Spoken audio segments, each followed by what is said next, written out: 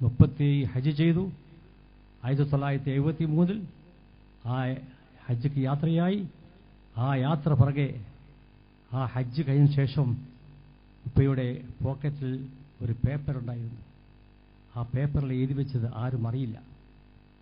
അങ്ങനെ ആ വെള്ളിയാഴ്ച രാവ് വ്യാഴാഴ്ച വൈകുന്നേരം 4 മണിക്ക് പെട്ടെന്ന് അസുഖം ബാധിച്ച് അടുത്ത അബൂബക്കർ ഹാജിയുടെ വീട്ടിൽ കിടന്ന്, അന്ന് ഇപ്പോഴത്തെ പാതിര ടെലിഫോണൊന്നുമില്ല.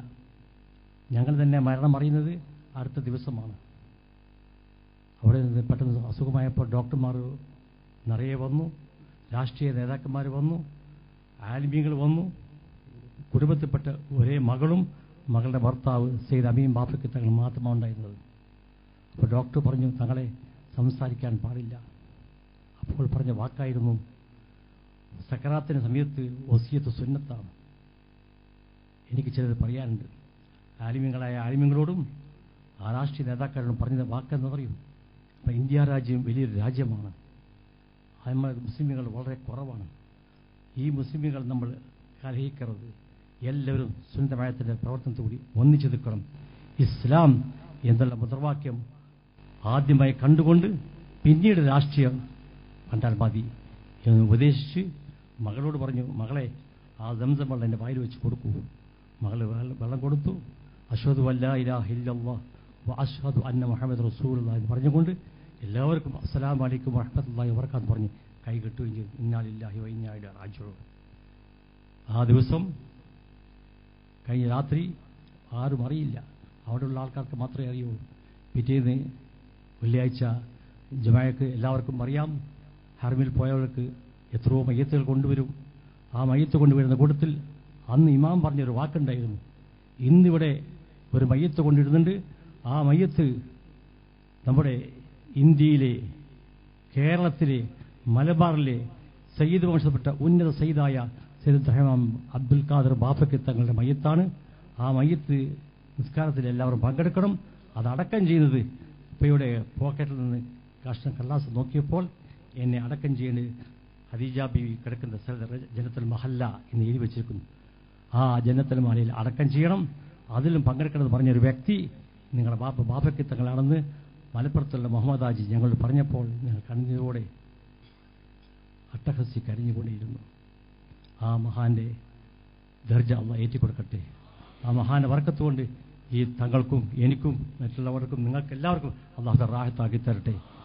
ഇന്ന് ആ തങ്ങളുടെ കാലത്ത് തങ്ങൾ ഏത് രീതിയിലാണോ ഇന്ന് ഈ മുസ്ലിം സമുദായത്തെ നയിച്ചത്, ആ നയിച്ച നേതാവിൻ്റെ ഒരേ ഒരു കാൽപ്പടിയാണ് ഇന്ന് കാണുന്നത്. അത് ആ നിർവഹണം നിർവഹിക്കുന്നത് ഒരു തങ്ങളല്ല, ഒരു മുസ്ലിയാരാണ്. അതാണ് എ.പി. അബൂബക്കർ മുസ്ലിയാർ. ആ അബൂബക്കർ മുസ്ലിയാർ നേതൃത്വത്തിലാണ് ഇന്ന് രാജ്യം ഉറ്റുനോക്കിക്കൊണ്ടിരിക്കുന്നത്. അദ്ദേഹം എന്നെ വിളിച്ച്, അൽഹംദുലില്ലാ തങ്ങളെ മലേഷ്യ ഇന്ന് നിർത്തി ഞങ്ങളെ കൊടുത്ത് വാ.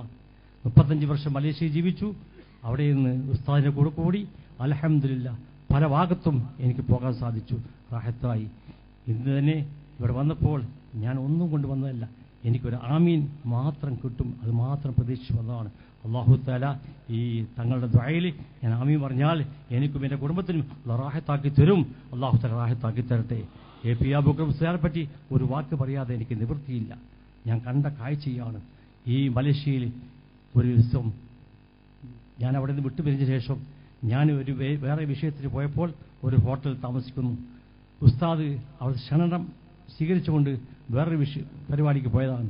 ആ പരിപാടി നോക്കുമ്പോൾ എന്താണ്, വേൾഡ് ഇസ്ലാമിക് കോൺഫറൻസ് എന്ന് വെച്ച് വലിയൊരു പരിപാടിയിലാണ്. ലോകത്തിലെ ഇസ്ലാമിക കോൺഫറൻസാണ്. അതിൽ എഴുതി വെച്ചത് അറബിയിലും ഇംഗ്ലീഷിലും മലയാളിയിലും മാത്രമാണ്.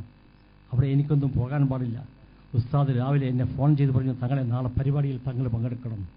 ഞാൻ ഉസ്താദിന് പറഞ്ഞു, എനിക്ക് പങ്കെടുക്കാൻ പാടില്ല ഉസ്താദെ, അത് വലിയ ക്രമക്കേടാണ്. ഐഡൻറ്റി കാർഡും മറ്റെല്ലാം കാണിച്ചു കൊടുത്താലേ അതിൽ ഉള്ളിൽ കയറാൻ പറ്റുമോ. തങ്ങൾ വാ എന്ന് പറഞ്ഞു. എന്നെ വിളിച്ച് നിർബന്ധിച്ച് എന്നെ കൂട്ടിക്കൊണ്ടുപോയി. ആ കൂട്ടിക്കൊണ്ടുപോയപ്പോൾ ഞാൻ ആ സദസ്സിൽ ഇരിക്കാൻ വേണ്ടി ചെന്ന് നോക്കുമ്പോൾ ഒരു വലിയ കസാലയുണ്ട്. ആ കസാലയിൽ ഷെയ്ഖ് അബൂബക്കർ അഹമ്മദ് എന്ന് പേര് എഴുതിയിരിക്കുന്നു. ഇന്ത്യയിൽ നിന്ന് വന്ന് ഒരേ ഒരാൾ, വേറെ ആളില്ല. അടുത്ത സീറ്റിൽ ഞാനും ഇരുന്നു. ഉസ്താദെ എനിക്കിവിടെ ഇരിക്കാൻ പാടില്ല ഉസ്താദെ, ഉസ്താദ് പറഞ്ഞു തങ്ങൾ അവിടെ തന്നെ ഇരിക്കണം. ഞാൻ അവിടെ തന്നെ ഇരുന്നു. അതാ വരുന്ന രാജാക്കന്മാരും മന്ത്രിമാരും പോലീസ് ഉദ്യോഗസ്ഥന്മാരും എല്ലാം വന്നുകൊണ്ട് എൻ്റെ കാല് തെന്നാലെ പൊന്തി തങ്ങൾ ഇരിക്കുക അവിടെ. ഞാൻ അവിടെ തന്നെ ഇരുന്നു. അങ്ങനെ പ്രസംഗം തുടങ്ങിയ ശേഷം യമനിൽ വന്ന ഒരു വലിയൊരു ആലിം വന്ന് പ്രസംഗിച്ചു. രണ്ടാമത് ഈജിപ്തിൽ വന്ന ഒരു വലിയൊരു നേതാവ് വന്ന് അദ്ദേഹം പ്രസംഗിച്ചു. ആരും ഒന്നും ശ്രദ്ധിച്ചില്ല. അതേ അവസരത്തിൽ എ പി അബൂബക്കർ മുസ്ലിയാർ വിളിച്ചപ്പോൾ ഉടനെ തന്നെ കയറിയത് മൈക്ക് പിടിച്ചുകൊണ്ട് സെയ്ദ് സൈനുൽ ആബ്ദീൻ ബിൻ അബ്ദുറഹ്മാൻ ബാഫക്കി തങ്ങൾ എന്ന് പറഞ്ഞപ്പോൾ അവിടെ തടിച്ചുകൂടിയ യമൻകാരൻ നിറയുകയുണ്ട്. എൻ്റെ തലപ്പാവ് കണ്ടാൽ ഒരു യമൻകാരുടെ തലപ്പാവാണ്. ഇതാരാ ബാഫക്കി എന്ന് അവർ തുറച്ചു നോക്കിക്കഴിഞ്ഞു. അപ്പോൾ ഉസ്താദ് അവിടെ നിന്ന് പ്രസംഗം തോന്നിയപ്പോൾ ഇയ്യാക നഅ്ബുദു വ ഇയ്യാക നസ്തഈൻ എന്നുള്ള ആ ആയത്ത് ഓതിയിട്ട് അറബിയിൽ അങ്ങോട്ട് പ്രസംഗിക്കാൻ തുടങ്ങി. എല്ലാവരും പെണ്ണും കള്ളാസും എഴുതാൻ തുടങ്ങി.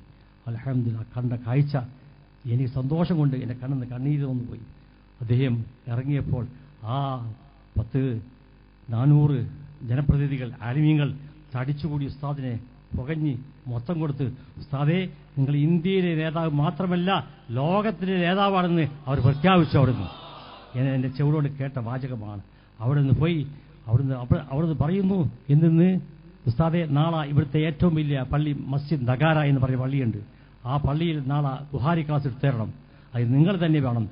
ഞാൻ തന്നെ നിങ്ങൾ തന്നെ അങ്ങനെ പിറ്റേന്ന് ഉസ്താദിന് കൂടെ പോയി ആ ക്ലാസ്സിൽ പങ്കെടുത്തു. അൽഹംദുലില്ലാഹ് ആ കണ്ട കാഴ്ച കാണുമ്പോൾ ഈ ഉസ്താദിനെ ഇവിടെ നിന്ന് ഏതെങ്കിലും രീതിയിലാണ് പെശക് പറയുന്നത്. ഞാൻ ആരെപ്പറ്റി ഒരു കുറ്റം പറയുകയില്ല. നമ്മളെല്ലാം മുസ്ലിമുകളാണ്.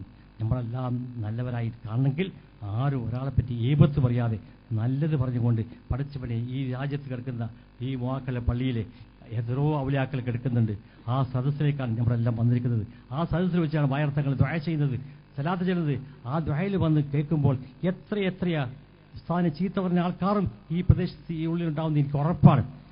ഇൻഷാ അല്ലാഹ് അങ്ങനത്തെ നാവ് ആർക്കും വരാതെ നല്ലത് പറയാൻ തൗഫീഖ് അത് ഉണ്ടാക്കി തരട്ടെ.